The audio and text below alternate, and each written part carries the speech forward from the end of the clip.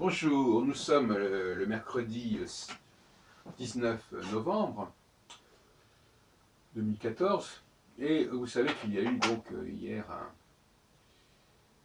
attentat, comme on dit, à Jérusalem, dans une synagogue, et revient le spectre de l'intifada, c'est-à-dire de ces mouvements extrêmement d'affrontement avec les forces police et de l'armée de la part des jeunes palestiniens. Est-ce que l'astrologie peut nous informer à ce sujet? Il faudrait déjà définir ce que c'est que l'intifada. C'est-à-dire, est-ce que c'est une affaire d'une minorité ou est-ce que c'est la majorité qui est entraînée? Moi, j'aurais plutôt tendance à y voir des initiatives individuelles qui ont un effet d'entraînement, bien entendu. Je vois qu'il y a des dates, je vois fin décembre 87 pour la première intifada, fin septembre 2000 pour la seconde, et puis là nous sommes avec Saturne à 23 degrés du Scorpion, on passe de passer en Sagittaire. Or, comme par hasard, l'intifada de 87 se situe en Sagittaire et celle de 2000 en Gémeaux. Donc il y aura une sorte d'axe Gémeaux-Sagittaire qui pourrait éventuellement être considéré. Je noterai aussi qu'entre 87 et 2000, il y a 13 ans, et entre 2000 et 2014, il y a 13-14 ans. Donc on pourrait avoir un système qui se reproduirait tous les 14 ans à peu près. C'est un processus qui est intéressant à étudier de ce point de vue-là, astrologiquement parlant. Cela dit, moi j'aurais tendance à ne pas voir l'intifada comme un phénomène qui remet en question la dimension individuelle. Je ne pense pas que...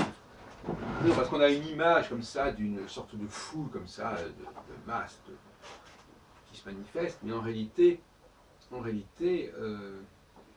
on a affaire à des personnalités. Par exemple, l'affaire de Jérusalem, là, ce sont deux personnes, deux individus qui ont fait le travail, si on peut dire le travail. Et ça renvoie à ce que je disais hier sur la dialectique entre minorité et majorité, qui est un problème extrêmement complexe et ambivalent. Parce qu'il est facile de dire oui, oui, bien sûr, ce sont quelques personnes, ou c'est quelques musulmans, etc. Ça ne concerne pas l'ensemble. Mais en même temps, tout phénomène d'identification, identité, c'est un rapport de la majorité à la minorité, de toute façon. Les grands hommes, c'est une minorité par la force des choses. Bon, ben, si un peuple se reconnaît dans un grand homme, on a bien un rapport de majorité à minorité.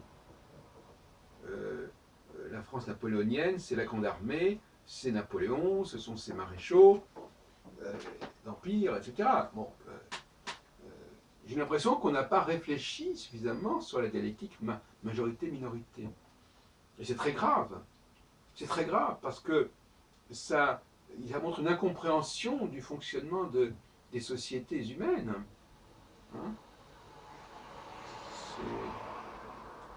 on laisse entendre que oui, il y a une majorité qui est importante, qui fait sens en elle-même, alors qu'elle ne fait pas du tout sens.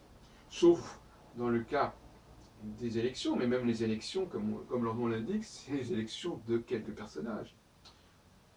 Donc c'est très rapidement une volonté de passer à la minorité. Les députés, c'est une minorité. On élit une minorité, la majorité élit une minorité. Donc, la minorité est toujours porteuse de la majorité, quelque part. Hein. Elle émane ou elle est déterminante de la majorité, peu importe, mais enfin, en tout cas, la minorité, c'est l'acteur. L'histoire, elle est agie par des minorités, elle n'est pas agie par des majorités. La révolution de 1917, c'est le fait d'une minorité, d'une toute petite minorité. Et l'armée, c'est aussi une minorité en général, quand même. Bon, donc, et l'État, bon, etc. Bon.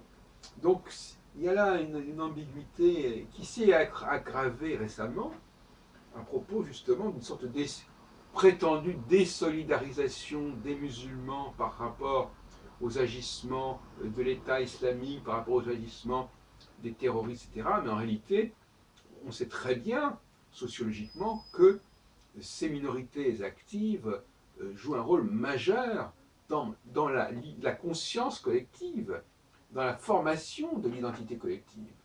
Alors soyons sérieux quand même, soyons sérieux.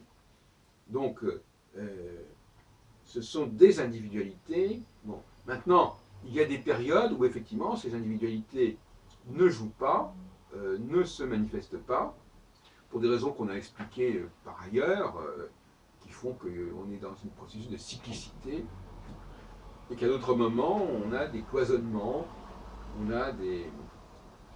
on vit sur des acquis. Hein. On vit sur des acquis plus ou moins figés, plus ou moins fossilisés, sur une mémoire. Et là, on n'est plus dans la mémoire, justement. C'est ça la question. La phase disjonctionnelle est une phase mémorielle, quelque part. Une phase de cristallisation du passé. Et en le cristallisant, on lui permet en quelque sorte de se survivre à lui-même. Et donc d'incarner le futur. Mais un futur extrêmement discutable.